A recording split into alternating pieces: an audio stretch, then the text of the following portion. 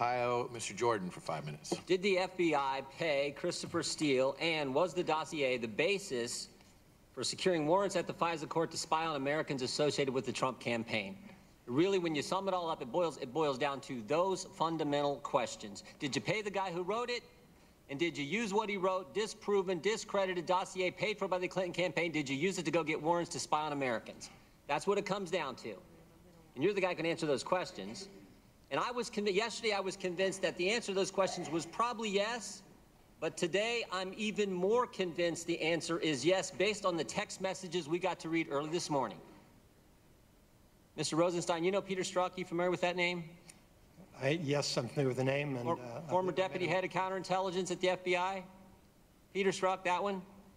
I don't know his precise title, but yes, he had a significant role in... Peter Strzok ran the Clinton campaign, interviewed Mills, Abedin, Clinton, changed the exoneration letter from gross negligence to extreme carelessness. Peter Strzok, who ran the Russian investigation, interviewed Mike Flynn. Peter Strzok, selected by Mr. Mueller to be on his team.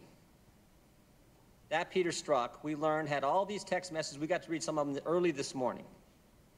Now, as my colleagues have pointed out, some of them are, they're show he didn't like Trump. He and Miss Page are exchanging text messages back and forth, show they don't like the president. But that's nothing new. Everyone on Mueller's team, no one on Mueller's team likes Trump. We already knew that. But I want to focus on one in particular. One in particular. And this is a text message from Mr. Strzok to Miss Page, recalling a conversation and a meeting that took place in Andrew McCabe's office, Deputy Director of the FBI, recalling a meeting earlier. And Mr. Strzok says this: I want to believe the path you threw out for consideration in Andy's office. Then there's a break. Dash, it says that there's no way he gets elected. No way Trump gets elected. He says, I want to believe that. You said that in the meeting in Andrew McCabe's office. I want to believe that. But then he goes, but I'm afraid we can't take that risk. Now, this goes to intent. He says, we can't take the risk. The people of this great country might elect Donald Trump president. We can't take this risk. This is Peter Strzok, head of counterintelligence at the FBI. This is Peter Strzok, who I think had a hand in that dossier that was all dressed up and taken to the FISA court. He's saying we can't take the risk. We have to do something about it. Now, don't forget the timeline here either, Mr. Rosenstein. Peter Strzok, January 10th, he's the guy who changes the exoneration letter from gross negligence, criminal standard, to extreme carelessness. July 2nd, he's the guy who sets in on the Clinton interview. July 5th, 2016, that's when Comey has the press conference and says, we're not going to prosecute. Clinton's okay, we're not going to prosecute. And then August 2016, we have this text message. The same month that the Russian investigation is opened at the FBI, August 2016. And my guess is that's the same month that the application was taken to the FISA court to get the warrants to spy on Americans. Using this dossier that the Clinton campaign paid for, Democrats paid for, fake news, all dressed up, taken to the court.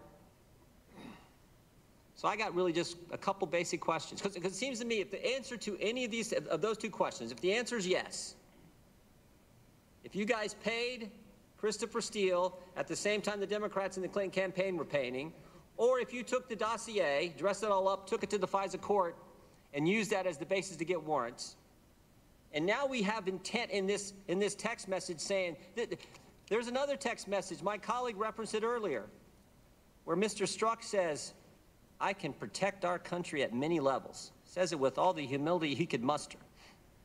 I can protect our country at many levels. This guy thought he was Super Agent James Bond at the FBI. This is obvious. I'm afraid we can't take that risk. There's no way we can let the American people make Donald Trump the next president. I got to protect our country. This is unbelievable. And I'm here to tell you, Mr. Rosenstein, I think the public trust in this whole thing is gone. So it seems to me you got two things you can do. You're the guy in charge. You're the guy who picked Mueller. You're the guy who wrote the memo saying why he needed to fire Comey. You're the guy in charge. You could disband the Mueller special prosecutor, and you can do what we've all called for. Appoint a second special counsel to look into this, to look into Peter Strzok, Bruce Orr, everything else we've learned in the last several weeks.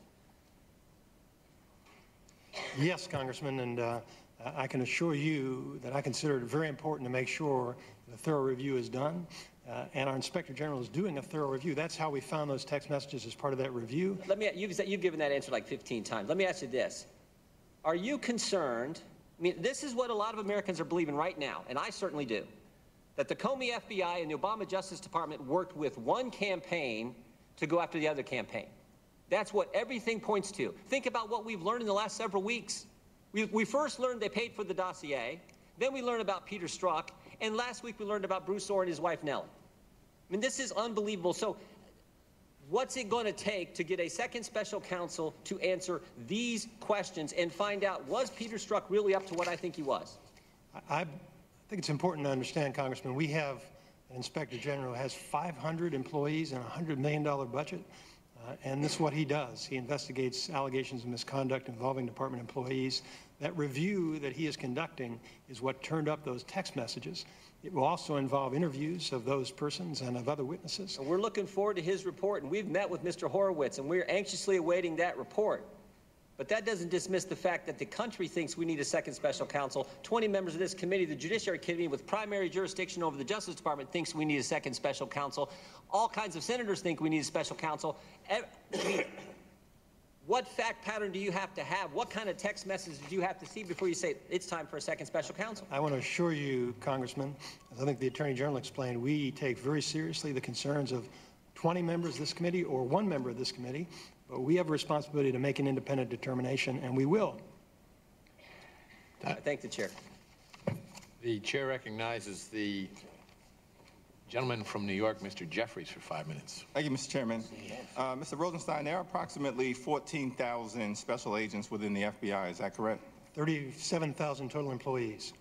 And is it fair to say that a majority of the special counsel? There is oversight. And then he went on to say that if we allow an unaccountable person with no oversight to undermine the due story, to make it try to go away, they may want to bury their heads in the sand, but Mr. Chairman, I want to make clear that they will not bury the rule of law in the United States of America, and I yield back. The gentleman's time has expired. The chair recognizes the gentleman from South Carolina, Mr. Gowdy, for 5 minutes. Thank you, Judge Poe. There are a lot of issues that I would like to ask you about, Mr. Deputy Attorney General. We had a terrorist incident in New York this week. We have 702 reauthorization that is pending in Congress. Gun violence, the opioid epidemic, criminal justice reform. But when I go home to South Carolina this weekend, trust me when I tell you, no one is going to ask me about any of those issues. They're going to ask me, what in the hell is going on with the Department of Justice and the FBI? The reason we have special counsel, this is a very important point, and you know it, the reason we have special counsel is because of a conflict of interest. The regulation itself specifically makes reference to a conflict of interest. And we don't like conflicts of interest because it undercuts people's confidence in both the process and the result. So let's be really clear why we have special counsel.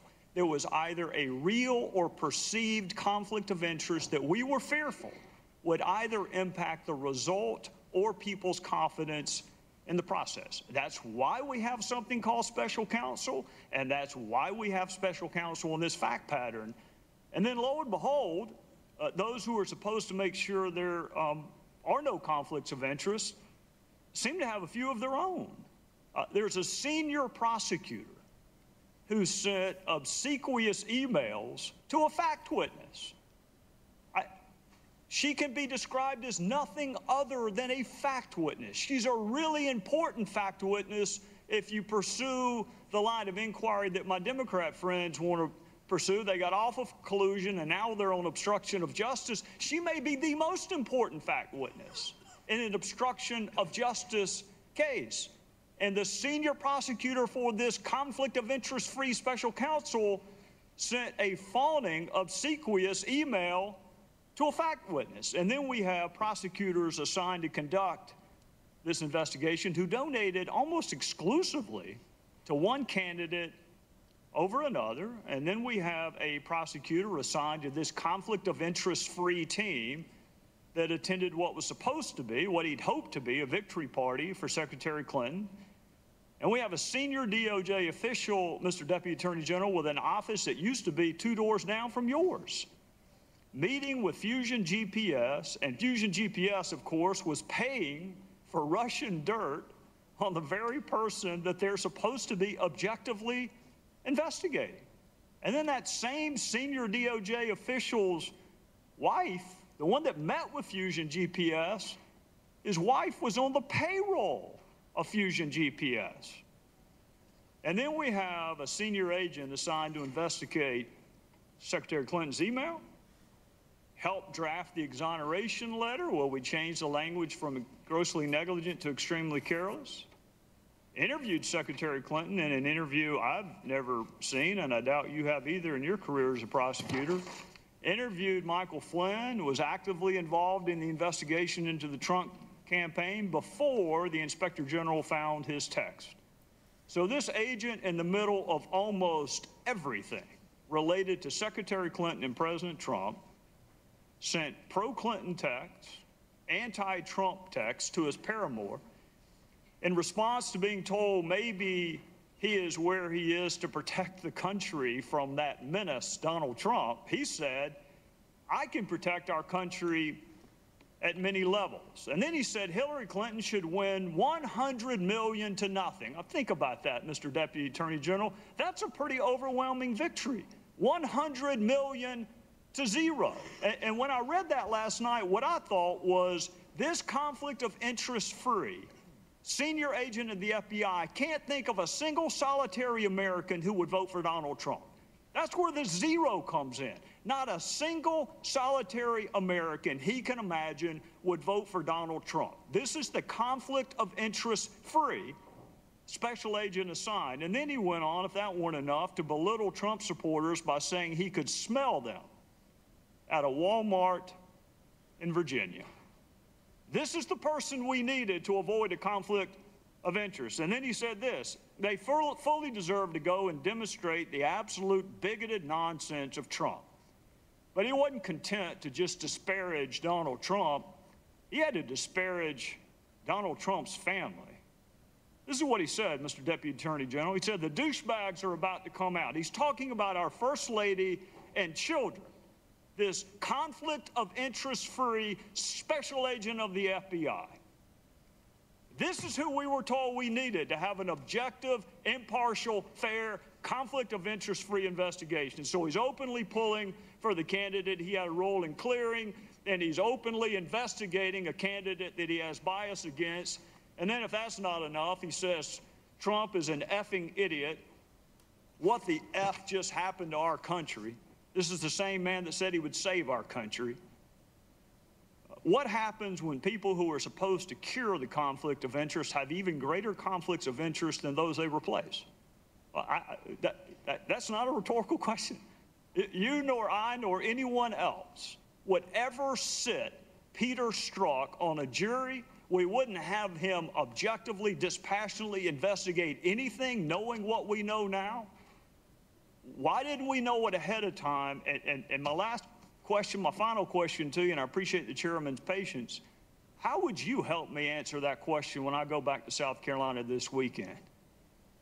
Congressman, first of all, with regard to the special counsel, Mr. Strzok was already working on the investigation when the special counsel was appointed. The appointment that I made was of Robert Mueller. So what I'd recommend that you tell your constituents is that Robert Mueller and Rod Rosenstein and Chris Wray are accountable, and that we will ensure that no bias is reflected in any of the actions taken by the special counsel or in any matter within the jurisdiction of the Department of Justice. When we have evidence of any inappropriate conduct, we're going to take action on it. And that's what Mr. Mueller did here. As soon as he learned about this issue, he took action. And that's what I anticipate that the rest of our prosecutors, our new group of U.S. attorneys, our Justice Department appointees, they understand the rules and they understand the responsibility to defend the integrity of the department. And if they find evidence of improper conduct, they're going to take action. So, Congressman, that's the best assurance I can give you. But actually, there's one other point, which is you should tell your constituents that we exposed this issue because we're ensuring that the Inspector General conducts a thorough and effective investigation. And if there is any evidence of impropriety, he's going to surface it and report about it publicly. I'll try. Time of the gentleman has expired. The chair recognizes the gentleman from Rhode Island.